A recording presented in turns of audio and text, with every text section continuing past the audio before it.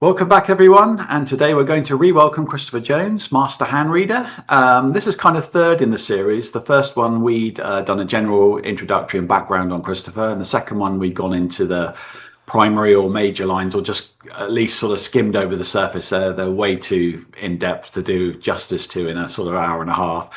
So we thought, just for bringing it to a conclusion today, we'd look at the minor lines on the hand. And Christopher's got his new book coming out as well soon, his palm prints book. So we'll discuss a little bit of that towards the end. I highly recommend people take a look at that. Fascinating work. But yeah, so welcome, Christopher. Nice to see you again. I know I was just looking back to see when our last talk was. It was August, I think. So not so long ago. But I figure while the wheels are in motion, it's good to reconnect. And, we're all it's all fresh in our minds about the last stuff. So I thought it'd be great to get you back and kind of round up on these minor lines, which actually in a way sort of interest me a lot as well. I know it's important to focus on the primaries, but I like a lot of those secondaries as well. So Well, first of all, to say thank you for inviting me back. It's always a pleasure to talk with you. We always have a great conversation, and I appreciate having the opportunity to speak with you again. Yeah, the lines are really fascinating, and I think people probably focus on the lines because they're the obvious things that they can see on the hand. Fingerprints are actually a bit more hard to see. Sometimes you need glasses, sometimes you definitely need good lights, and sometimes you need a magnifying glass to kind of really see the detail of the fingerprint patterns. And the lines are fascinating because the lines are so different from one hand to another. And when you're looking at the differences in the types of lines of the hand, it really is significant whether they're the major lines or the minor lines. So I think it's probably worth, to help people understand that, is to explain the differences between the lines. I mean, there are actually only three main lines in the hand. So there's not four, there's not seven, there's not 10, there's only three. okay, And we know that because if you look at your hand, you can see what they are. There's the one that goes around the ball of the thumb. That's called the thenar line, or the earth line, or the life line, if you like, depending on which language you want to use. Then you've got the lower transverse line, which is the one that goes across the hand in the middle, sometimes called the headline in palmistry, or the air line if you're using elemental symbolism. And then you've got the upper transverse line, which is upper, it's the higher one, and it goes across the hand, so it's transverse, and that's the water line or the heart line. So everybody can see on their own hand, everyone's got those three lines, and then that's the reason why we consider them to be the major lines or the main lines of the hand, because just about everybody has those lines. The only exception to that is people with Down syndrome, where those two lines, the two transverse lines, are fused together as one line. So it looks like they've got two lines. They've just got the thenar line and a single transverse crease, as they call it in medical dermatoglyphics, which is basically the two transverse lines fused as one. But ordinarily, everybody has three main lines, and people can see them, and they hold them up, and they go, "Oh, look, I can see an M in my hand. Oh, look, it makes an M." And it's like they will get excited by the fact that it makes an M. It's like, well, no, the fact that you've got an M in your hand just means you're normal. Because everyone's got an M by the configurations of those lines. So, and actually, it is actually true that occasionally in a normal person you will find one of those lines missing. I've never seen a missing heart line or water line. I have seen a missing airline, like a completely hand with no airline whatsoever, once. And I've seen a missing earth line, completely absent earth line, once. So wow. in 40 years of looking at hand, When you looked at it, even though you could see the ball of the thumb, there was just literally no crease there. correct. Huh. Would you like to see it? Oh wow! Look at that, incredible. Yeah. Actually, there is a little bit of it. I mean, you can see just a little sort of remnant. There's a bit of an earth line here. There's a very faint section of it there, and it's kind of really faintly there. But that is about as absent a major earth line as I've ever seen on a hand ever. Wow. Um, Yeah. 21, 22 years of age. What's interesting about her, she was born extremely prematurely. So, I mean, she's young, so she's got enough health and vitality because of her age. I mean, I'm absolutely sure this is going to produce there will be long-term health effects for her. I don't know what those would be. I only met her briefly a few months ago. She came over. She's Irish. She came over to New Zealand for a visit. Um, and but what was significant about the fact that she was born extremely prematurely. She's very sensitive, like allogenically. What I would suggest is going on here is you have a weakness in the digestive tract, and maybe autoimmune diseases will be coming out of that too. But there's no physical strength, there's no physical vitality. She and you know, if you're born prematurely, the last month of being born is like an incredibly important. The last fetal month is an incredibly important stage in fetal development, of course. So that's kind of like, I think that being born premature is going to have a knock-on effect to your physical strength, your vitality, the energy levels, and also the functioning of digestive tract, which is what the major earth line is generally associated with. If you kind of looked end on at her palm, was there any kind of, was the ball still, raised, or was it It was fairly flat, but what you could look, you can see there's almost no differentiation between the little remnant of the line and the ridge line, the ridge patterns, the skin ridges. There's almost no line there at all. So I said to her to keep in touch, and we'll no doubt find out what happened to her in due course. But it's an extraordinarily rare thing to see a hand with no with absence of lines like that, because normally what you get is you get this kind of handprint like this, which is even in a simple hand like this, you get this kind of formation where you've got the three main lines of the hand. So this is the kind of the simplest formation you can have in a hand, is having a hand with just those three main lines.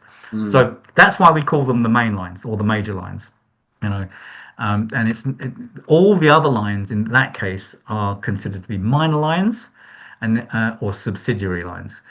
So we expect to see these three lines on the hand. We don't expect to see any others. You can see a little bit of minor Earth line or Saturn line running up the hand here. You've got a bit of it there going on in the middle there, but it's almost absent. So even the fate line or the destiny line or the Saturn line or the minor Earth line, depending on what language you want to use.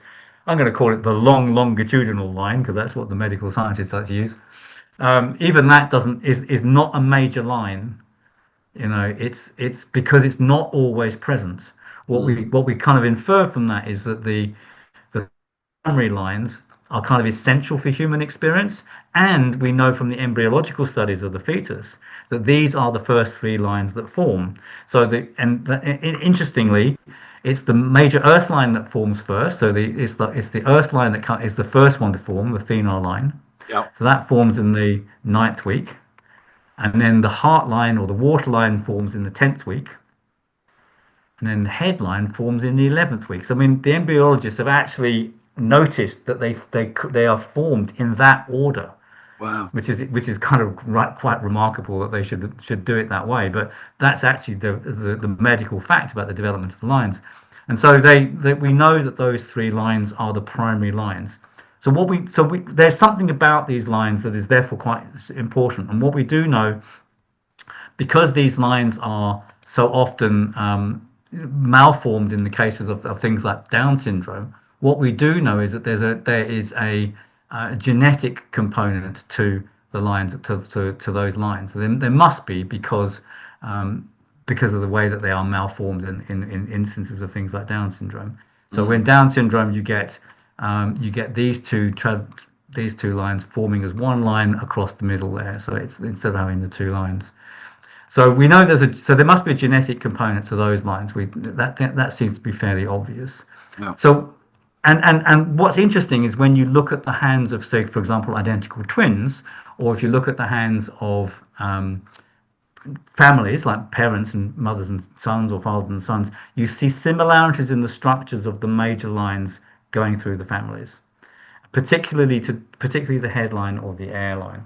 I can show you an example of a pair of identical twins. Actually, that'd be quite good too. Any connection there between, like, say, mother and son and father and daughter? Is there any, like, does it lean genetically more one way or the other, or that's just purely nothing that you can... I think I don't think you could legislate that, but I think it's a bit like when you've got kids, you kind of go, look, you look just like your mum. Oh, look, you just look like your dad. You get that kind of story when you were kids about how similar people are to one parent or another. I think that's just a part of that story. And what you can do is when you look at the hands, you can actually see which one is which one is more similar to the other.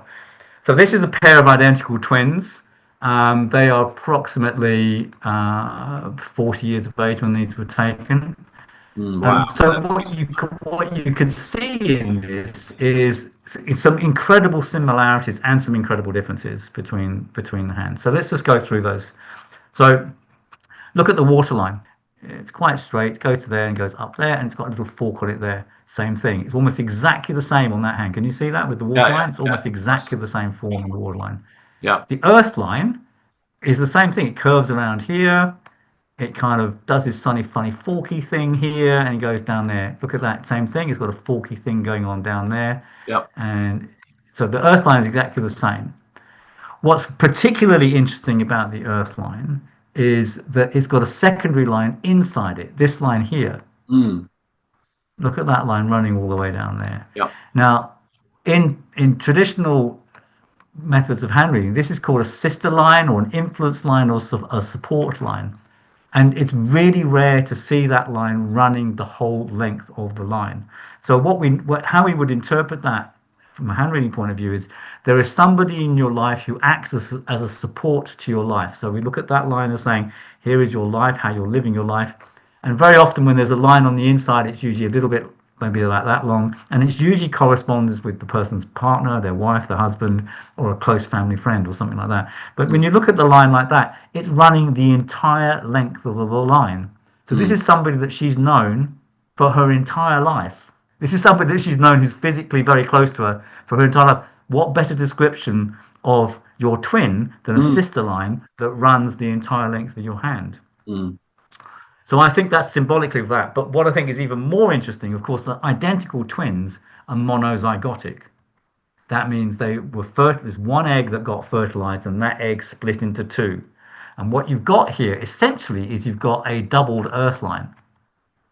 So like you've actually got almost like a lineal reflection of one egg splitting into two bodies Mm. in both of their hands. Both twins have exactly the same doubling of this sister line and this doubling of the earth line running all the way down the hand like that.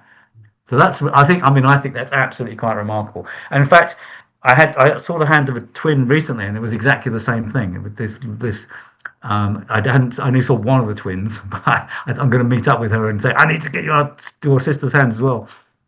But she had exactly the same thing. This really long the secondary line running on the inside of the major earth line or lifeline. Mm.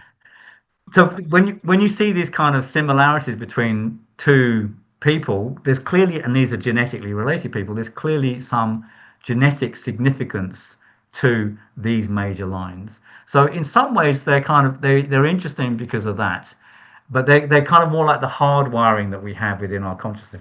Look, let's go back to basics. What are the lines? Well, the lines, we consider the lines to be expressions of the neurological activity of consciousness as we can measure it in the brain. And so therefore what we're going to see in the lines is patterns like neural pathways that are kind of being expressed through the lineal formations. Some of those neural pathways are genetic. We inherit habits from our parents, we inherit thought processes from our parents. And clearly in the case when you've got a genetic example like this, you've got habits are the same. But then we look at things that are different. So if you look at the headline or the airline, you can see, well, they've got very different headlines. It's just a different shape. Mm. Whereas that one is much shorter. So one of these two twins is much more sort of philosophical, questioning, introverted, introspective, and thoughtful, and the other one's much more pragmatic and prosaic.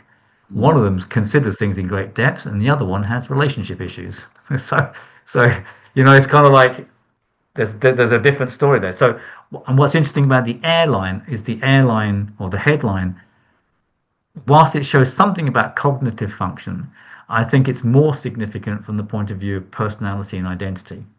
And that's one of the things that's really interesting about Down syndrome is like, we build up a character, an idea of ourselves through the way that we think and we understand things. And one of the things that is difficult for people with Down syndrome is this cognitive dysfunction and associated functionality within society as well. So we can assess personality from the airline, or the sense of identity from the airline, as well as cognitive function from the airline. So what that means is all the other lines are essentially personal. And so when you start looking at the other lines on the hand, these are the lines that are more variant. And that's so if we just go through them, you can see that they look differently. They're not formed in the same way. And so that's kind of like what determines the major lines and the minor lines. The Mm. major lines are more foundational. They probably have a strong genetic component. They change less as well. They can change, but they do change less than the minor lines. And the minor lines are effectively all the other lines on the hand. So when you're looking at all the other lines on the hand, essentially what you're looking at are the line features that are more particular to each individual. And there's so many more variations, and kind of that's why they're fascinating, because when you're looking at the hands, like it's, well, what the hell's that line? What's that line? What's that one there? What's that about? You get lost in the detail of the lines because there's so many variations according to the particular individual temperament. Whereas we saw that line, there were lots of emotionally they were very similar, domestically they were very similar. There were lots of similarities in those two women's hands by virtue of the similarities in the major lines. So then Mm. you'd look at the minor lines to sort of see where they differ. And I think the other important point what I want to show you in relationship to that is um, how the lines how the lines change over time. Because when you see lines changing over time, you get to see this kind of relationship between the major lines and the minor lines really clearly. So I'll just bring this one up. This handprint's in my book, The Palmistry of Fingerprints, coming out on the 27th of January.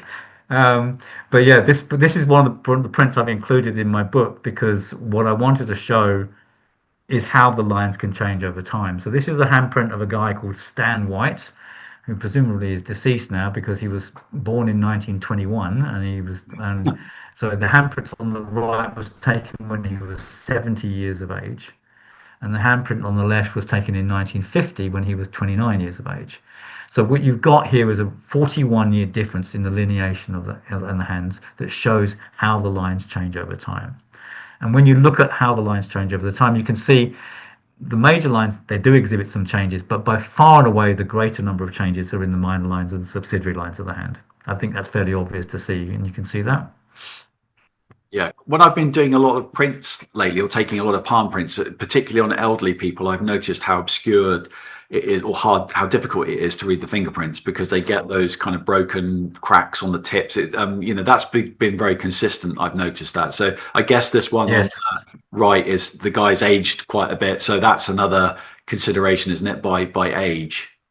Yes, no, absolutely. You're well spotted, Andrew. So there's a few things that when you look at the hands of elderly people, there's a few things that are really common. First of all, the skin gets thinner as we get age. All the skin on our body gets thinner, and so what happens is that it's harder to see the fingerprint patterns. Not because they've gone away; they are still there, but they're not so clearly defined because the skin's thinner. So it's harder to see the fingerprint patterns. I mean, if we zoom in, we can see quite clearly this guy's got a whirl, a loop, a whirl, and a loop on those fingers there. That's quite easy to see those. But if we go over there, it's much harder to see them. Yeah. And the second thing, which you pointed out, is there's much more lineation on the finger phalanges as well. So if you look at the fingers, these finger phalanges are really clear. There's almost no lineation on those phalanges at all. There's none on the top phalanges. They're completely there's a little bit here, but those finger phalanges are actually very clear and free of lines. Whereas the finger phalanges on this handprint, you can see them. They've got horizontal lines, and particularly I want to point out the thumb. The sort of cracking line formations that you can see there, very distinctive on the thumb, very distinctive in old people. You get Mm. all the lineation on the fingers. These fingers are much more lined. And the other area where you get excessive lineation in elderly people is here. So these are all functions of hormonal changes, degeneration, and genitourinary infections, which tend to be more common in elderly people. So all the stuff that you've got down here is a function of disturbance in the water systems of the body, so kidneys, bladder, so on and so forth. So So those are common things. But let's look at some of the specific differences. So again, let's look at the major lines. I mean, just look at the major line here. The major Earth line is really quite long, comes all the way down the palm, and then on this hand, it kind of it's faded out. Mm. So the major Earth line, he's got older, and his major Earth line, or his lifeline, has got shorter. Pretty damn good indication that the lifeline's got nothing to do with the length of your life. So, but what we see also, the airline has got longer. So the airline ends about here, and now he's got a sort of fork on the end of his airline. So his airline's actually got longer. So his Earth line's got shorter, his airline's got longer, his water line's got thinner. You can sort of see that's a much thinner line. It's much thicker over there. Mm. So there are changes to the major lines, but if we look at the minor lines, these are the ones that have changed the most.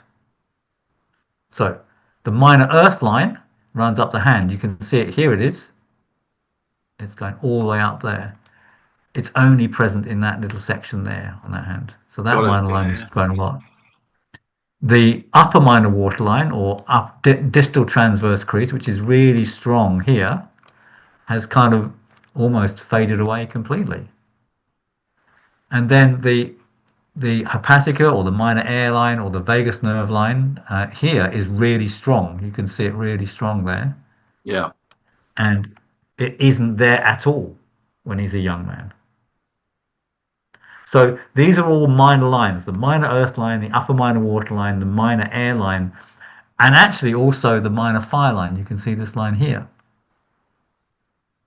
Yeah. Maybe there's a bit of fragments of it there, but it's not as clearly formed when he's 29 as when he's 70. Mm. So, and that's not even mentioning the subsidiary lineation that we can see. You know, we talked about the hormonal changes, the aging, and the genital urinary disorders. So the major lines can change and do change, but the minor lines can completely appear or completely disappear, and you'll never see that with a major line. So when we're defining minor lines, what we're really talking about are lines that have a greater tendency to change. Now, what causes those change, we don't know. Well, we can speculate. We can say neurological changes. We can say stress levels changes. We can say changes in activities, change in the way the person does things. We can say hormones can change it. We don't really know what the mechanism is that causes the change. But what's interesting is if you talk to the people over a period of time and you talk about the qualities associated with those lines, those will be things that person is developing. Now, I would suspect, given the length of the minor airline here, and the way it crosses into the Earth quadrant like that, when it was clear here, I would suggest that's a health problem. Right. You know, he's got a strong, robust. That hand on the left there he's 29 years of age. He's probably a builder or a plumber or something. You know, he's doing something physical and mechanical with his hands, just from the general tenor of his hand. I mean, I actually don't know, but he's a fit, strong, healthy human being on the left. And on the right, he's a bit ill. He's a bit unwell. So we would look at the strong presence of this line as being an indicator of that state of poor health, which of course we kind of expect because he's 70 years of age, you know, and that's what happens when we get older. So we kind of got a good indication here of the degeneration that happens through aging and the impact that has. We know that the minor lines change more frequently. We cannot be clear of exactly what causes the changes, because we're not clear exactly what they are. In the same way, we're not really clear, although we got some good ideas, what the major lines are. We just know that genetics plays a part in our lines, and we know that neurophysiology plays a part in the formations and creations lines, and that's kind of as far as we've got with that from a knowledging point of view. Does that make sense? Have you done a study on how long it's taking? So there's like 10, 15 years between some of these images, but have you had somebody back regularly where you've charted over, say, 12 months or 24 months and just see if there's you can actually see it in transition during that time? Yeah, you can. I think the shortest time difference I've got is 7 months. And that was with the hand of a child. And you can see the lines have changed quite dramatically in that time. I mean, the longer the time you've got, obviously the more scope there is for change. I did a research paper about 4 years ago that I presented to the London School of Astrology conference on handreading in 2021, which was a study of the handprints I've taken over periods of time. I mean, the obvious one to do is with children. I mean, if you look at, you can see the handprints up there on the shelf up there. That's my kids' hands. You know, that's my kids' hands when they were babies. And if you take children's handprints, I mean, regularly you will see how their lines change. I mean, their whole hand shape changes as well. It's so the lineal changes can be tracked through that. But I think probably the shortest period of time people talk about is like 6 weeks. I don't even know if that's actually true, but my experience is 6 months. Mm. So I don't know that it would be quicker than that because of the regeneration of the skin on the palm. You know, it's gonna be related to the growth of cells and the growth of the skin and stuff like that. So I don't really know is how quickly it can happen. I mean, Mm. some things can be quite dramatic. I mean, the famous example from Beryl Hutchinson, I think, is worth drawing upon now. This is from Beryl Hutchinson's book, Your Life in Your Hands, 1967. And this is a person who's had electroconvulsive therapy. And this is a really good example of why we can say that the knot lines are formed by neurological activity. Because if you see a handprint like this, you can see how shocked those lines are. The whole hand is just exploded.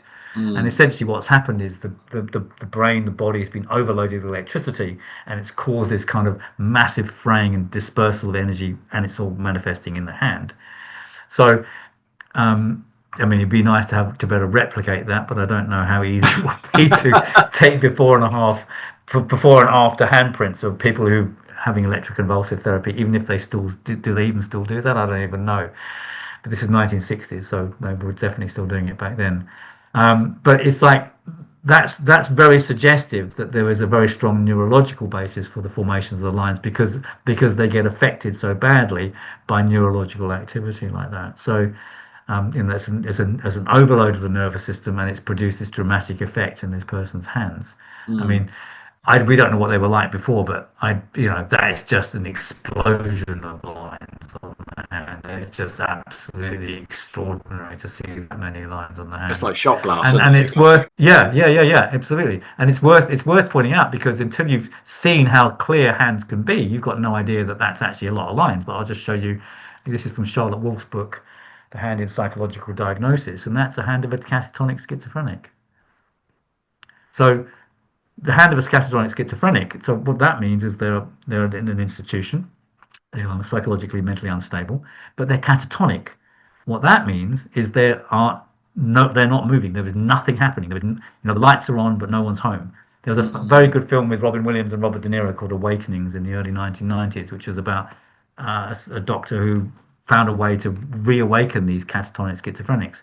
But this is what we would hypothesize. Somebody with no neurological activity would have very few lines on the hand. And Mm. that's exactly what we see here. And what we see is the three main lines. Those are the genetic lines, as it were. So there's the major earth line, the life line, the major air line, and the major water line. And in this case, there's actually a fate line or a minor earth line as well. Mm. But, you know, what you're not seeing is all the other minor lines. You're not seeing the subsidiary lines. So that kind of reinforces the notion that the major lines are formed by some mechanism of genetics, possibly some psychology there too, but the minor lines are primarily to do with psychological activity and neurological activity. And I think it's particularly worth noticing. Can you see there's absolutely no Yeah, that's lines cool. at all on the Mm. finger phalanges? So that's really worth pointing out to people. And I think people always have this idea. Oh, it's better to have not so many lines. It's good if your hand's got a very clear hand. No, it isn't. It means you're a catatonic schizophrenic. It's like that's not an ideal state at all. That's like you're a vegetable in a Mm. body, and then you're not really living life at all. If you're living life, your hand, and if you have a full life, you'll have a full hand. If you have a simple life, you'll have a simple hand. And you can't get more simple than a catatonic schizophrenic who's institutionalized in a mental hospital, which is what this person is. Not doing anything, never going out, not able to talk, not able to interact. There's nothing going on in the hand of a catatonic in the catatonic's life. There's nothing going on in them at all, in their hands, except the three main lines. Mm. So let's have a look at the hand of the 14th century manuscript called the Digby Roll. And as you can see, they were not particularly concerned with anatomical accuracy in the 15th century. They couldn't, either that or everyone had really, really big thumbs.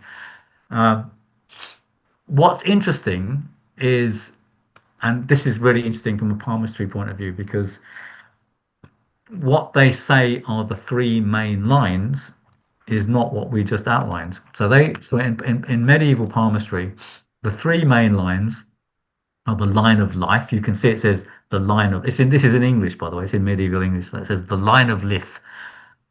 They say then this is the line of head, line of the head, and then the line are the hepatica, I think they call that one there, this one here. So they were looking for these three main lines, all right? Mm. So those are the three main lines that they considered. I mean, and as we've just seen from all those handprints, this line, the hepatica line, is not the most common line at all. It's not the No. third most common line. They called this one the table line because it's flat like a table. It's Brilliant. like, and this is and so these are the lines they consider. But from these lines come all sorts of things. Like you read in palmistry books about the Great Triangle. That's what they're talking about. You read in palmistry book about the importance of the quadrangle. That's the space between the table line and the line of head. So those ideas which you read in palmistry books come from medieval chiromancy, and they're completely silly. You know, it's like it's not called a table; it's called a table line. Like why? Because it's flat like a table. It's really idiotic. And obviously, the three main lines are not there. But what I really want to point out to you, and this is kind of relevant to what I'm going to say about the minor lines, is I want to point out to you this is the earliest manuscript in the English language, and it's written in about 1440. And I want you to notice there is no astrological languaging on this handprint at all. Mm. Okay, so it's not called the Mount of Venus. It's called the root of the thumb. This is the root of the index finger, of the shower. That actually says the shower. It's like the showing finger, Yeah. and the middle finger, and the ring finger, and the little finger. And says that this is the mount of the hand. It's not called the moon mount or anything Mm. like that. So when you're talking about the earliest chiromancies in Europe, and we saw that also with the Edwine Psalter, which we talked about last time. You might remember this particular image here. Yeah. Again, there's no astrological references to the hand whatsoever. This is the first. This is the first text. It's written by a guy called Antiochus Tibertus. He's an Italian, and this was published in 1494. And as far as I'm aware, this is the earliest known manuscript which puts astrological symbolism on the hand. Look at that though. Look, you can still see the emphasis, right? So look at that. What can we see? Oh yeah, the Great Triangle. There's Mm. the Great Triangle. Okay, and there's the table line looking really flat because it's Yeah. what use is a table if it's sloping? You need a flat table to eat from, not a sloping one. But what I want you to notice is, although there is the allocation of the planets to the hand is different from what comes later on. Mm. So that's the mount of the moon, and that's not the mount of Venus. That's the mount of Mars. And then you've got Jupiter and Saturn on the fingers, the Sun on the ring finger, and then you've got Venus on the little finger. Yeah. That's interesting, And isn't it? that's not the plane of Mars. That's called Mercury. Right. So you've got and what's interesting, this is important to understand. Before 1450, there's about 300 years of tradition of palmistry in England before 1450, and up to that point there is no mention of astrology whatsoever. Astrology only comes in to palmistry in the 15th century, at the end of the 15th century. It comes in with the Renaissance. So astrological palmistry in a European tradition anyway is from the 15th century only, and we already know that hand reading has been around since at least 1160 because the oldest manuscript dates from 1160. So there's at least 300 years tradition of hand reading in Europe, which has absolutely no reference to astrology whatsoever. Mm. And then when they bring it in, they have all these different ideas. They disagree about where to put the planets, and you can see this guy is putting the signs on there. So this is the mount of Sagittarius, and this is the mount of Virgo. There's no correspondences there, apart from the fact that Jupiter would be exalted in Cancer or something. But I mean, Yeah. there's nothing that looks, you think, oh yeah, that if they're going to say the planets rule that, the sign should be there, but it doesn't really make any sense. Absolutely, exactly. In other words, they don't know. In other words, it's not a tradition. In other words, they're making shit up. And that's fine. There's nothing wrong with that. But we have to know that that's what they're doing. It's not like this is thousands of years old. This is 1494. That's it. I mean, I know that sounds quite an old time, but that's only 600 years, less than 600 years, not 2000 years, or not back to Aristotle and all those people. That's just a load of rubbish. It's all modern in that Mm. sense. It's post-Renaissance. So let's look at another one. So this is another text, also late 15th century. This is called MS Deuce 45. This one's in the Bodleian Library as well. And you can see, if you can read it, that says Venus. That says Venus up there on the thumb. That says Venus. And then it says Mons Mars. Mons Pollex, so that's the mount of the thumb. Then Mars, that's Mars there. So Mars is down there. Weird. And look, the planets aren't on the mounts. The planets are on the fingers: Jupiter, Saturn, Sol, and Mercury. So Oh, it's so more. this is a different tradition. So, but again, there's no agreement. One point is it's different from the other one. So there are different traditions, and they've all got different ideas, and they're all approaching in a slightly different way. And it's an evolving thing.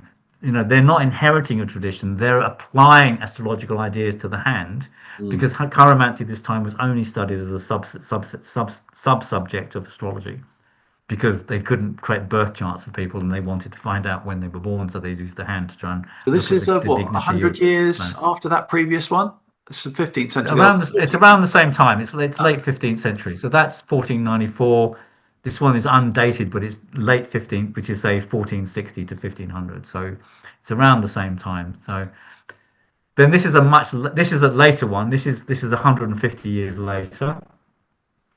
So this is a work from Jean Belot, who's a French chiromancer, who was copied by Richard Saunders and George Wharton, and very commonly plagiarized. So this is, but now it's all become standardized. And so you've got this typical thing where you've got the planets on the fingers. So you've got Venus up here on the thumb, Venus, Jupiter, Saturn, Sun, and Mercury on the fingers. You've got the moon is over there. You've got there. You got the menstrual line again. It's still that, and then you got the ceinture de Venus, so the girdle of Venus on that line there. mm, So you've gone. This is, but by this time it's kind of being standard. There's Mars down there, so Mars is still down there.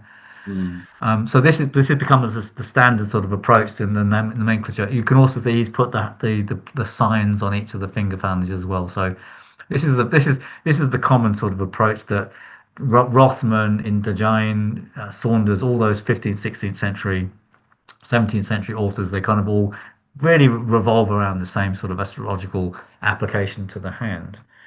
But you do have to think, well, maybe they're just experimenting, they're trying to work it out. There's no inherited tradition that they're working with. They've got these kind of ideas. And so I think that's very refreshing, and I think we need to look at that and say, well, okay, well, we could, if we're going to use astrological symbolism, let's apply it to the hand, and we can apply it whatever way we want. What's mm. important to realize, of course, is in that time is they only had 7 planets, which is to say the sun and the moon, Mercury, Venus, Mars, Jupiter, and Saturn, Mm. because that was you couldn't because no other the other planets can't be seen by the naked eye, and they didn't have telescopes. So the only planets they could see were the sun, moon, Mercury, Venus, Mars, Jupiter, and Saturn. No reference to the nodes or anything like that? No, that's not. That's coming to modern astrology, but that's coming to Oh, modern astrology from Vedic astrology. That's the whole Rahu Ketu thing and then they even refer to them as that in Western astrology. It's one of those Indian Hindu astrology Vedic ideas that slipped into Western astrology. Kind of quite not quite sure why really. Anyway, so what I've done is I've gone back to this to sort of really basic diagram of the hand. Because when you start thinking about the hand and you start realizing there are only 7 planets, it kind of starts making sense. Well, how are we going to make sense of this? Where are we going to put the planets? And I think it's really important to not put the sun and the moon on the hand. If you don't put the sun and the moon on the hand, then you've only got 5 planets left, which kind of makes it a bit easier given there's 5 digits. So you've got the other 5 digits to go on there. And I think it's quite useful to think of the sun and moon in this way because one of the ways that I think is really good to work with the hand is to essentially divide the hand down the middle between the inner and the outer. So the moon side is reflects the internal process of consciousness, and the sun, the solar consciousness, is outwardly directed. And we know this about the thumb. You know how the power of the thumb is a reflection of the power that the person has in the external world, the control they have over life, how assertive they are, whether they're fatalistic or whether they're domineering, the whole relationship to the world. The thumb side, the thumb and the index finger are the two digits that we use to control the world. We do most of the things, writing a pen, holding a screwdriver, whatever. These are the two digits that do most of that. So we can, and when you look at the works of someone like Charlotte Wolfe, she does the same thing. She basically says she calls this half the conscious half of the hand, and she calls so that's the conscious half, and the other half is she calls the unconscious. So we got that sort of notion of this sort of vertical division in the hand, and I think that's really quite interesting to consider it in that way, because then and when it comes to mounts, the only two mount areas that are really obvious are the ball of the thumb, the thenar eminence, as it's called, and the hypothenar over there. The digital mounts aren't really important, and as we saw from that astrological text before, they didn't care about the mounts. They weren't really interested in the mounts. That's a much more modern interpret. Even in Jean Belot's time, they're not interested in the mounts. They're interested in the fingers and the astrological signs on the phalanges, but they're not interested in the mounts. The mounts thing is a Victorian thing. It's a much, much later thing. They talk about them, mention them, but they don't development with the astrological thing until you get to William Benham. So that's a much later sort of development in things. But actually, the only areas of the hand which are obviously prominent are the ball of the thumb and the hypothenar eminence. So it makes sense to think of those two as being mount areas. And, so I think if we're going to apply any of the astrological symbolism to the palm, we probably should apply the sun here and the moon here. That, I think, would be reasonable to do that. And then there are expressions of the inner and outer divide. We can then argue about which planets we want to put on which fingers. Of course, we've just seen that in the 15th century they did exactly that. And I would like to argue kind of the way that we're going to consider that is going to be according to how we want to see the particular. So I'm going to put the planets on the light on the hand for you. All right. Okay. So okay. So if we put the planets on the lines, I think this is a much better way to put the planets on the lines. So we get the sun on the lifeline is like the sun. The lifeline is to do with your vitality and your energy, and that's obviously what the sun is all about. Then you get this other line on this area of the hand curving in the opposite way, which is often called the allergy line, which shows the sort of a bodily sensitivity and allergic reactions or physical sensitivity to substances, particularly in stuff that you eat or digest. It kind of shows that kind of physical sensitivity. Then the other three lines are quite obviously to do with the other three planets. So these are all what they call in astrology the inner planets. The sun, the moon, Mercury, Venus, and Mars. The Mercury, I think it's fairly obvious that the Mercury is going to be on the headline or the airline to do with thinking. I think that's fairly obvious. The Mars line, well, that's on the Mars mount or in that area when we know that people with a strong Mars line are often very physically strong, very physically active. And Venus is the planet of relationships. So let's put Venus on the heart line because that's to do with relationships.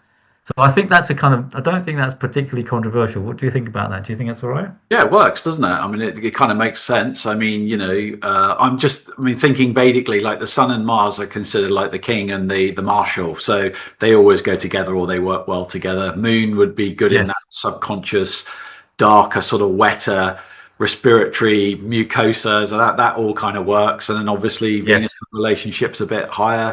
Yeah. So I mean, no problem with it. It's just, Yeah, I mean, that's kind of how I thought about it. I mean, I've argued with myself for 40 years about this. I mean, I keep changing my mind. But when I was preparing this talk, I thought, no, I really, really want to put the sun there, and I want to put Mars there. And I agree with you. I mean, the Mars line is very much a supporter to the lifeline. You see that there, like they work well together. And what that then leads us to say is, well, where do we put the planets then? Okay, well, this is what I think. I mean, I think basically, if you're going to put Mars here, you're going to put Mars on the thumb. We just talked about that. Always talk about the thumb in terms of willpower and determination and expression. That's all Martian energy, and I think that's what you're seeing when you're talking about this part. That's all that Mars energy. That's all around there. I'm quite happy with Jupiter and Saturn on those fingers, and I'm quite happy with Mercury on the little finger. I disagree with the Sun on the ring finger. And the ring finger is the finger of art, beauty, creativity, socializing, expression, drama, music, performance. People who've got long fire fingers like David Bowie, David Byrne, or Will Smith, actors, musicians, performers have all got long ring fingers. Artists have got long ring fingers. Those are all Venusian things. That's what Venus is all about. Art, it's all about beauty. It's all about the aesthetic expression. So I think, and we also wear the ring finger on the, we wear the ring on this finger too, the marriage ring, which is an indication of our relationship bond with someone else. So I think there's a very good case to say, actually, we should think of this as the Venus finger. And what that does, of course, then it liberates the sun and the moon to put them back where we talked about before. So you've got the five planets, the five inner planets on the digits, and the five and on there, and then the sun and moon are dividing, are descriptive of the, if you like, the inner and outer aspects of the hand. Mm. So that's kind of like the way that I'm thinking about it, and I think that's a really, for people who understand astrology, I think that's a really useful way of working with astrological symbolism on the hand. And when I teach astrologers, I teach them this. I say, you're already familiar with astrological symbolism. Let's just use that. I was to say it Go on. correlates quite nicely with the Vedic anyway, because obviously they assign the five visible or star-like planets to the five elements, and then the sun and the moon are Uh-huh. what they call the light-giving planets, and they're not considered like that. So they are they give light to the other planets. The idea is the sun bursts forth, reflects off the moon, and then gives light to the other planets, and they in turn reflect their rays back to the sun again. So they're not Yeah. really considered, they are planets, but they're what they call prakasha or light giving. The five planets Exactly. relate to the five elements, so that kind of Yeah, works. no, I totally resonate with that particular viewpoint. I mean, I think, that's reflected in astrology too. If you look at the rulership of the planets and the signs in Western astrology, the sun rules Leo, the moon rules Cancer. They get one sign each. Mercury rules Virgo and Gemini. The Venus rules Libra and Taurus. Mars rules Scorpio and Aries. Jupiter rules Sagittarius and Pisces. Saturn rules Aquarius and Capricorn. So each of those minor planets get two signs, and the Sun and Moon are important enough to have a sign each. That's kind of Mm. the way. That's the reason why the planets rule each of those particular signs in Western astrology. So you're right, and the sun and the moon are by far the most important being bodies in the sky for us. And from an experiential point of view, the sun and the moon are massive.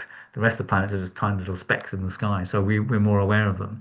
So I like that. So, but let's go to the minor lines, because the problem with the astrological symbolism that we see being used in the time of Richard Saunders and Jean Belot and George Rothman is they only have the seven planets. So what do you do when you discover new planets? And that's kind of a question which I think a Grow lot an of extra finger. astrologers. Well, exactly. What do you do about that? Well, what's interesting from an astrological point of view is that the Sun, Moon, Mercury, Venus, and Mars are considered to be the personal planets. They are personal and relevant to you. So they're going to describe the things that are personal and relevant to you, but they're common to everybody. So they're going to reflect the commonalities of the lines on the hand.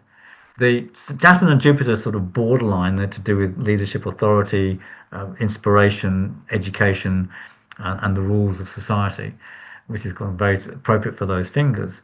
But the other planets beyond that, the trans-Saturnian planets, are considered to be they're much more unconscious, and I think this is what the clues to where we go to with the minor lines. So when it comes to the minor lines, there really are only five minor lines, and that's those minor lines there. So remember, we're counting the fate line or the Saturn line or the minor Earth line as a minor line. Why are we counting as a minor line? Because it's not always present, as we saw in the handprints of the farmer and so on. But more importantly, what we see with the minor earth line is its position in the hand, and the position it has in the hand, it is the line that divides the inner from the outer. It divides the solar half from the lunar half of the hands. And that's really interesting, because one of the things that Saturn represents astrologically is boundaries. Actually, astrologically, Saturn rules the skin. because the skin is our boundary between the inner part of who we are and the external world. Similarly, Saturn is the boundary between what we can see visibly in space and what is beyond that. So we can't see further than the planet Saturn. So Saturn represents boundaries. It's like as far as we can see. Then what that means is all the lines on the inner half of the hand, on the lunar half of the hand, are all to do with internal processes. So therefore, they should have all these non-personal planets outside, like Uranus, Neptune, Pluto, can be more successfully applied to the minor lines of the hand. So, for example, very simply, the uh, the girdle of Venus should really be named the girdle of Neptune. And we know that Neptune is to do with visualization, it's to do with imagination, it's to do with fantasy, it's to do with dreams, it's to do with hallucination. And what we find is that people with upper minor waterlines or girdles of Neptune have a high degree of fantasy life. You find them a lot in people with good imaginations. You got find them in the hands of musicians. You find them in the hands of artists. You find the hands of software developers and programs who are imagining 3D AI universes which we can all go and inhabit with goggles. There's a high degree of imagination is shown by that. You also find it on sexual deviance. You also find it on people with hyperactive sexual imaginations as well. The point is, it's to do with imagination, and imagination is not a Venusian thing. Imagination is a Neptunian thing. So you find it equally, you find the upper minor waterline really strong in the hands of people who are drug addicts. You find it in the hands of musicians. You find it in the hands of people with mental health issues. Again, going back to Charlotte Wolfe, one of the interesting things about her collection is she took all these handprints of schizophrenics, and they have absolutely enormous numbers and quite messed up upper minor waterlines formations that reflect the sort of mental health issues that they have. So I think it's really valuable to consider the symbolism of Neptune on that particular line, and I think that helps us understand much better what that line formation is about. I mean, we can see the Saturn line, the long longitudinal line, as that corresponds with what they call the fate line or the destiny line in palmistry. There's no argument about that. Saturn is the fate master, the destiny master. It resonates really strongly about that. But also, in contemporary hand reading, we look at the minor earth line as an indication of one's path in life or one's career in life. So and career is a 10th house astrological phenomenon, which in the 10th house is ruled by Capricorn, which is ruled by Saturn. So that is also a Saturnian notion as well. So those are common ones. What we see with the other lines of the formations of the hand. So Uranus is the Hepatica or the Vegas line is ruled by Uranus. So Uranus is an air planet. And what's interesting about this line is it's not just to do with health. When it's a well-formed line, it also is inspirational, problem-solving, innovative. People with strong minor air lines or Uranus lines are often really good at thinking outside the box. They're very good communicators. And one of the extraordinary things about this line, when it's well formed, you see it really well formed in the hands of clairvoyants, mediums, and channelers, because these people are communicating. It's a communication line, but it's unusual communication. It's a bit unpredictable. It's a bit kind of, whoa, left field. It's not rational cognition like the major airline. It's non-rational cognition. And that really fits the significance of Uranus on that line is really, really appropriate with that. And I like to put Jupiter on this line. I mean, Jupiter doesn't have a home otherwise, but I like this one because the minor, we call this in chirology, we call this the minor fire line. In palmistry, they call it the Apollo line. But we've already dispensed with the notion of the sun being on this finger because I don't think that's appropriate for the sun to be on that finger anyway, as we've talked about already. But what I've noticed with the minor fire line, or the line that runs up to the fire finger, one of the things that's really important for that person is they have a very intense need for private space. These are the people, when this line is well formed, and I mean when I say well formed, I mean like at least 2/3 the length of the hand. These are people who want to have, these are artists who have their own studio. These are meditators who create their own temple in their room, are always going on retreats, always wanting to be in spiritual places. These are healers who are kind of doing hands-on healing, but allowing the power of God to come through them, or Reiki if they're doing Reiki to heal people. So the people with this line particularly strong and well formed are the kind of people who incorporate spirituality in their life, whether they're artists or musicians or writers, or whether they're meditators and yoga practitioners or healers. It's like allowing the power of spirit to come through them. And that's very much a Jupiterian theme. And it's a kind of like Jupiter is through its association with Pisces, it's this sort of universal love and spirit. It's kind of a notion which is reflected in the association of spirituality with the index finger. One of the things about the index finger is to do with your personal ideals and beliefs. So when we see this line strong, those personal ideals and beliefs form a really important part of that person's life, and they will have a church, a sanctuary, a space, where they can go to be in that kind of in that mode to be channeling the music, the art, the energy of the gods in their healing work. So I think that's a really useful motif for that particular line. And it's certainly not an indication of fame and fortune. When as soon as you start trying those traditional palmistry interpretations of, oh, you must be really famous in the public eye, they will go, no, I don't like being in the public eye at all. They're very private people. They're not public people at all. That's all based upon Sarah Bernhardt's handprint that Cairo took in sort of 1888 or something. And she was a famous actress. She had one of these lines too, but I'm sure she was a very private person and sought her privacy. Vedically, that's sort of looked upon a little bit as like a line of patronage. They see that as a bit of it's either good karma, purva punya, good previous world, good deeds, but also patronage in this life. So they might find somebody who's willing to support their work, or that would sort of tie in maybe with the artist or the. Well, that sounds very nice, doesn't it? Yeah, that's a good way of thinking about it too. But just to go to the last one. So the last one is what we call the lower minor waterline, or sometimes called the via lascivia in palmistry texts. And this is, or we like to, jokingly, me and Johnny, we like to call it the sex and drugs and rock and roll line. So this is when you see that line formed in someone's hand at the base of the palm there.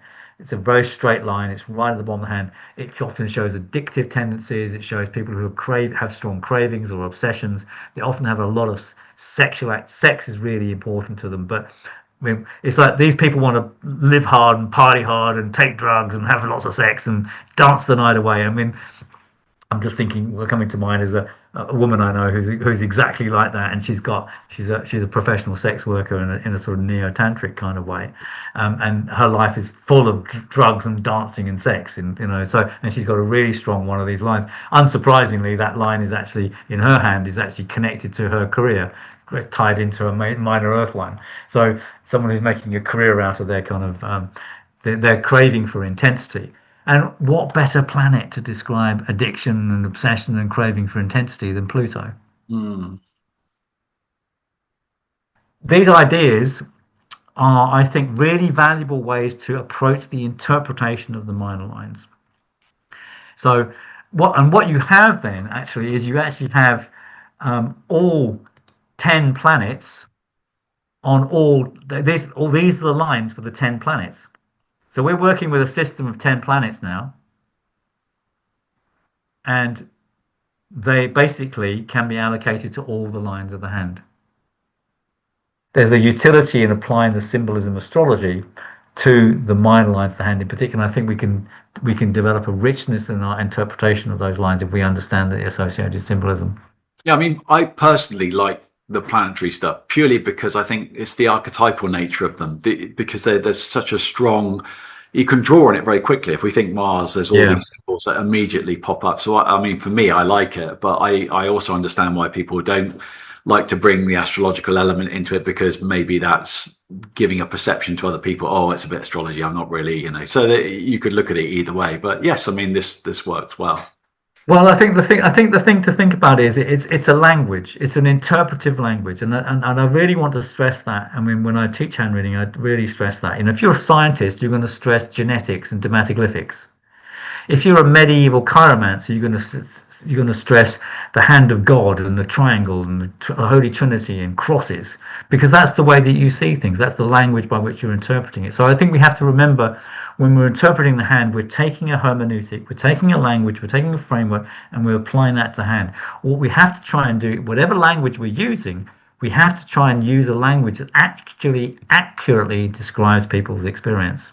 And if the languaging we're using describes their experience, then that validates its use and corroborates its use. And that's what I've found with this. I will say to you, these are not my ideas. So that I was introduced to this idea of applying the planets to the lines of the hand, particularly the application of the outer planets to the minor lines, by Dylan Warren Davis. Mm.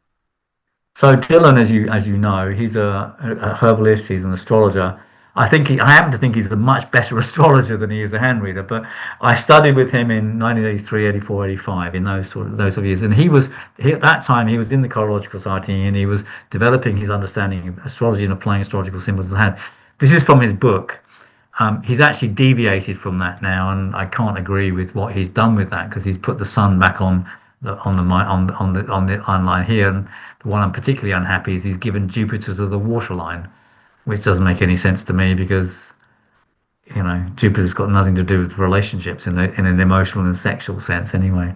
But I will give him credit for being the person who kind of inspired me to kind of to think about and develop these ideas, because that's very much his approach. But subsequent to me studying with him in the early 1980s, he went off and did all this research into medieval chiromancy, and George Rothman and Wharton and Johannes Rothman and Wharton and Richard Saunders, and so his system has kind of developed like that. But he's got the same kind of idea, putting the planets, using the outer planets to put on. So that's the Uranus line. He's got the Uranus line. He's got the Pluto line, Saturn line.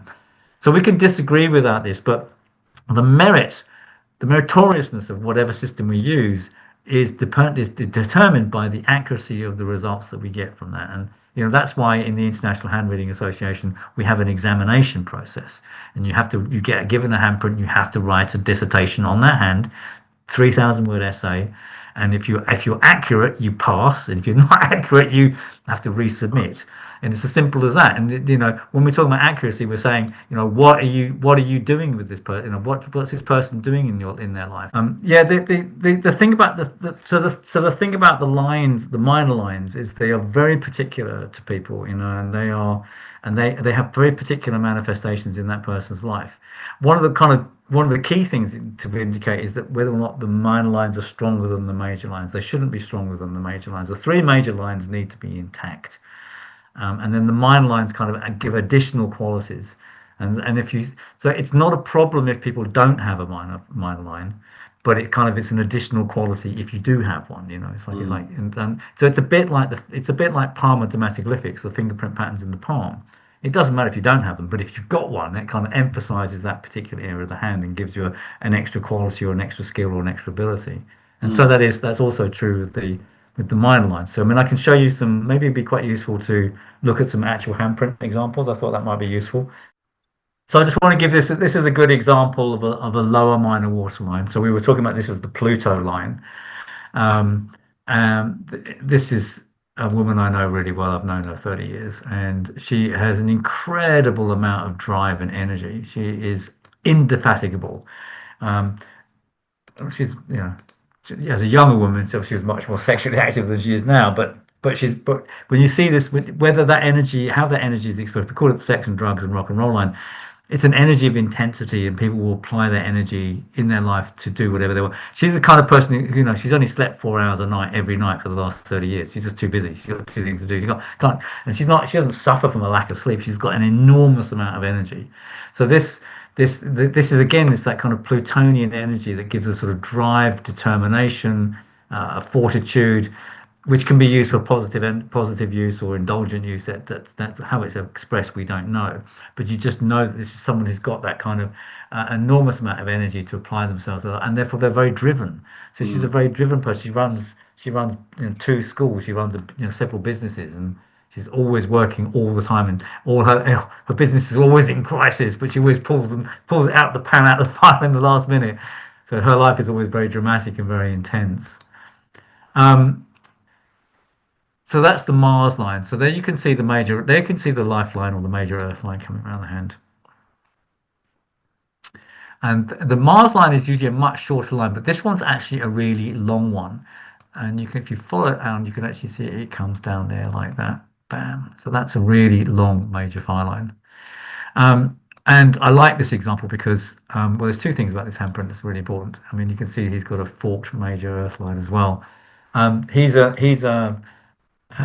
a professional sportsman.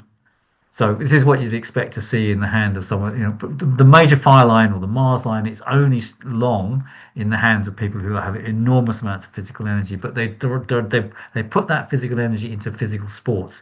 The lower minor water line, the intensity line, the Pluto line, is not necessarily put into sports at all. It can be put into any activity, including taking drugs, staying up all night, dancing all night, and having lots of sex, or running a business. I mean, it doesn't matter. But the major fire line, if it's strong, is again a very powerful energy source, but it's in the body, it's in the body part of the hand, it's in the earth quadrants, it's in the earth element area, so it's going to be physically expressed. And then secondarily, you've got, so you know from that, you see, if you see a major fire line, like you've got a lot of physical energy and vitality. But secondly, he's got a fork on the major end of his major earth line, so he's somebody who travels, somebody who's got maybe moved abroad.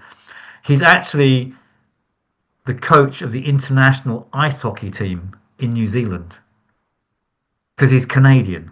Mm. so, so we don't have a great ice hockey tradition in New Zealand with rugby players, but obviously they do in Canada. And so he's an international coach for the New Zealand ice hockey team. And it's very simple. I give this handprint examples to my students, and I say, you have 5 minutes to work out what job this person does. It's like, if you can't get this in 5 minutes, you need to do more homework. It's got such an unusual combination of hand features that he has. Mm. But the Mars line is more physical energy and vitality. That's about what that's about. Looking down from there, if you where you've shown the Mars line there, second, there's another Yeah, fairly strong line just below that, about half an inch below that, which is yeah. again. So would you consider that like a You secondary or mean this one? supporting Mars? You mean that one Yes. there? Yeah. Would That's you would that's that be a that's second? what they call that's called the loyalty line. Right. That's a different line altogether. The Mars line is always halfway, roughly, between the Earth line and the sort of the armpit of the thumb, if you like. Got it. So that's how you know it's the Mars line. It's sort of halfway between. Most people have got a really short one. Most people Mm. got one that's maybe a centimeter long. What's significant with the Mars line is when it's not just a centimeter long, but it actually extends into the palm like that. I've actually the handprint we've got next is actually the handprint of the woman we were just looking at before. So now you can see the whole handprint. So there's the Pluto line at the bottom of the hand there, Yeah. very strongly etched across the hand there. Doesn't tap into her minor earth line, so sex is not her career. Um, but you can see she's got two minor earth lines, so she runs two businesses, got two kind of distinctive career lines, and she's also got a strong minor air line. She's Yeah. a fantastic. She's a fantastic problem. She's a very intelligent woman, very fantastic problem solver. Always coming up with new ideas. Speaks three or four languages. So she's an intense communicator. This is really the hands of a businesswoman. You find all these kind of combinations of things in the hands of businesswomen, business people, but that's absolutely typical Uranus line of someone who's really good at problem solving. And if you think about business, one of the biggest things about business is problem solving, coming up with new ideas, new angles, new marketing strategies, new products, new solutions to problems. And that's Mm. all very Uranian. That's a very Uranian notion to have that kind of approach to what you're doing. So you see a lot of the minor airline forms like that, kind of like just going between the earth line and stopping short of the water line or stopping short of the heart line. You find that a lot in the hands of people who are good problem solvers or analysts, and that's a big part of what they do. She's also got a minor fire line, so I'm going to draw that one in too, or as we Yeah. I call was it just going here, to the say it's quite Jupiter a line. good long line, that one, isn't it? Yeah, it's a well-formed Jupiter line down the middle, and as I say, she's a businesswoman, but she's a deeply spiritual woman in many respects, and she consults with me regularly on things like astrology. She's poetic. She's interested in the arts. She likes her own private space. She really has a need to have the sort of privacy in her own life. So that's another really important thing for her to do as well. And on the sexual theme, again, we got a variant of the upper minor water line, which you probably will recognize since you've done a course with Johnny. That's called the erotica line, which is well formed there. So you got we talked about the erotic. We talked about the upper minor waterline as the girdle of Neptune, not the girdle of Venus. So any line in that area of the hand basically is all above the major waterline. Any line in that area of the hand is basically an upper minor waterline or a girdle of Neptune.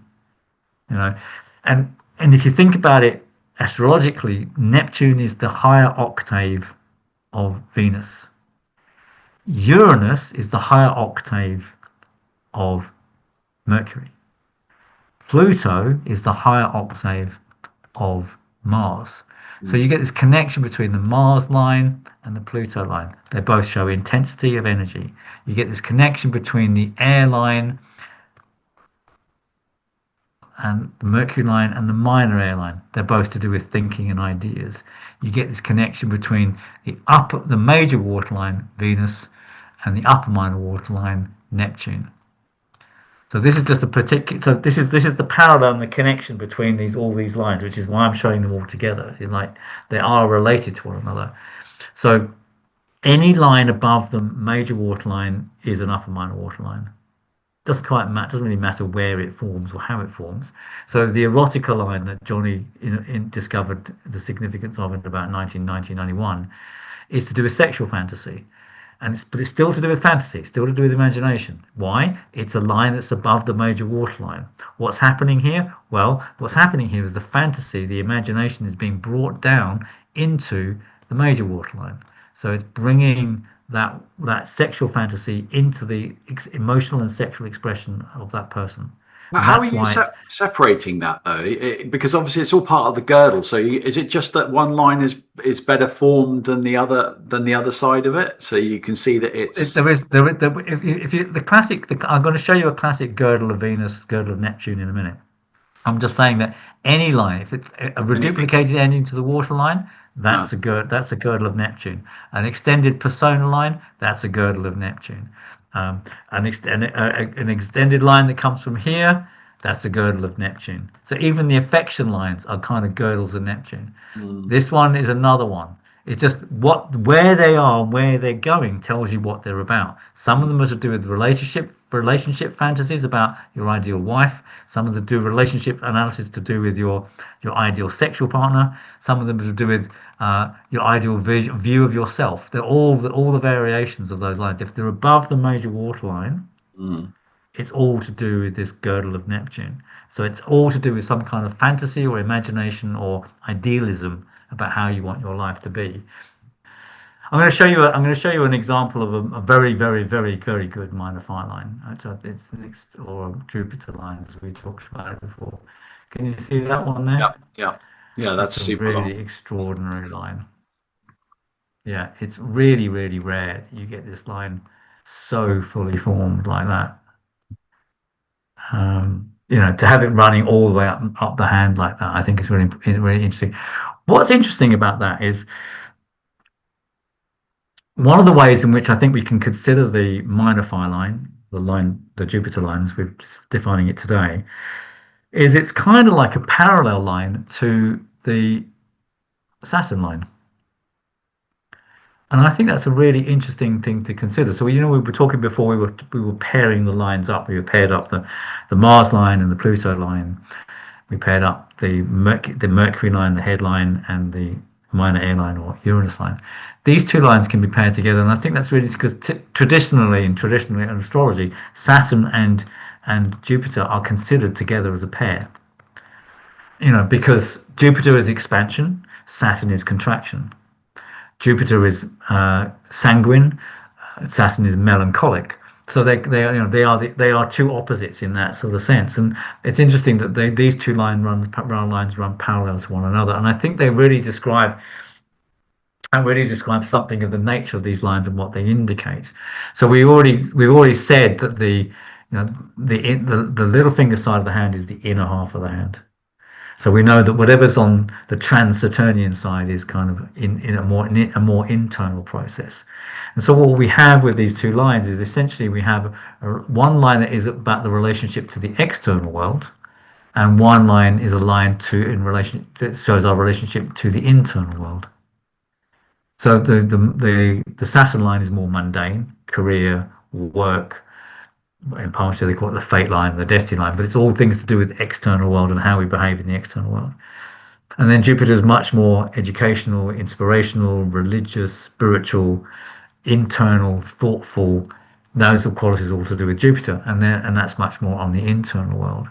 So these two lines running parallel are kind of like parallels, external and internal as well. And what happens when you talk to people who have a really strong Jupiter line is they actually talk. That's really, really important to them. It's much, much more important to them than their job. And what they're doing within that, how they relate to that, is much more important. So this is the hand of a healer. I think he's an osteopath was an osteopath, and also a kind of energy healer, like a cranial sacral therapist. And this is kind of what you see in people who've got this internal line. They really are able to drop into a sort of mental space within them. This is like the ego line, because it's to do with how the person defines themselves in relation to the world. And this is like a non-ego line. I like to call it a non-ego line. It's like they can get themselves out of the way to allow the healing process to happen. Then I'm just the conduit for this. It's just the healing is happening through me. That's like the artist. I'm not painting this, it's painting itself. I'm not playing this, the music's just coming through me. So there's a very powerful sense in which this line, when it's present, means that the person positions themselves as some kind of conduit in their life, or channel, if you like, for healing energy or creative energy of some kind. And so it's completely different from the relationship that we have to the external world. So these two lines, I think, need to be considered in relationship one to the other. And I think that's a very powerful interpretation for the minor phi line or Jupiter line. Mm.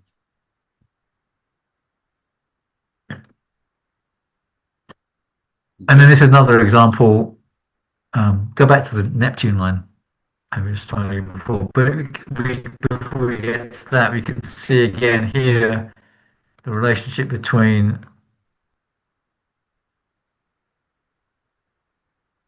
those two lines. So that's the interrelationship between Mercury and Uranus. Logical thinking and intuitive thinking, if you like. But what you've got here is the major waterline and an upper minor waterline. Oh yeah, that's quite interesting, isn't it? That almost encircles the three fingers rather than the two at the top, isn't it? It's almost like and it comes out of the affection lines. So what in palmistry they call the marriage lines. So what we come to understand from that is that what they call the marriage lines aren't to do with marriage. How could they be? I mean, the hand doesn't show whether or not you've got a legal document in your life. Your hand shows an internal process. If the hand shows anything, it shows the internal psychological processes, as we saw before with all the way that the lines change. If the lines are significant of anything, this signifies of the electrical neurological activity in the brain that's manifesting in the hand. So they're describing what we're thinking about. They don't describe anything external. They must be describing internal processes. So this doesn't show marriage or weddings or husbands or wives, but it perhaps says something about our ideals about those kind of relationships. And that's why we say this is an upper minor waterline. It's to do with Neptune. It's to do with our vision, our dream, our romantic idealism. So what you find when you've got somebody who has a really long upper minor waterline, and that is a really long line, it cuts right, almost goes right across there. But it starts here. Look at where it starts. It starts in these affection lines. So this is the hand of someone who's a romantic idealist. Johnny calls this line the monk line. And it's quite a scathing term for it, really. But it's because these are people who've got such a picture in their head of their perfect partner that they never find their perfect partner. So they end up not having a relationship at all. Hence the monk line. So it's kind of like the idealism has kind of got out of control. It's like it's dominating over their whole life. This is not an idealism that's like, oh, this is what I would like as an imagination. It's an imagination that's been thought about and extended and is interfering with the rest of their life. The fact that it's cutting across the hand like that, it's become too strong and too powerful. you were saying before, like if you quickly look and you see you identify the three major, but what you don't want is the minor lines distracting from those. But in this hand, it very much does, doesn't it? Yes, Yeah. exactly. That's yeah. Well, that's good observation. That's exactly what it is. And so it actually inhibits the capacity to form relationships. And so, there's too much imagination. I mean, look, think about boys in computer games. You know, like they spend all their time playing Grand Theft Auto and stealing cars and pimping out women. That they never have a relationship with a real human being. That's where the whole incel culture kind of comes from, spending too much time in the imagination world, which is facilitated by online gaming, for example. So it's kind of like it's a powerful expression of like too much mental energy to put into imagination prevents you from actually having an authentic human relationship between people. And the upper minor waterline, or the Neptune, the girdle of Neptune, is incredibly problematic as a line formation in terms of psychopathy, mental illness. I mean, the best example, the worst example of someone who's got an upper minor waterline extended like that, not exactly in this form, but who is Jimmy Savile. It's like someone who lives in a world of fantasy that's completely different from the rest of the world, and he's just incorporating people into his dream life the whole time, which obviously in his case involved lots of perverse sexual fantasy.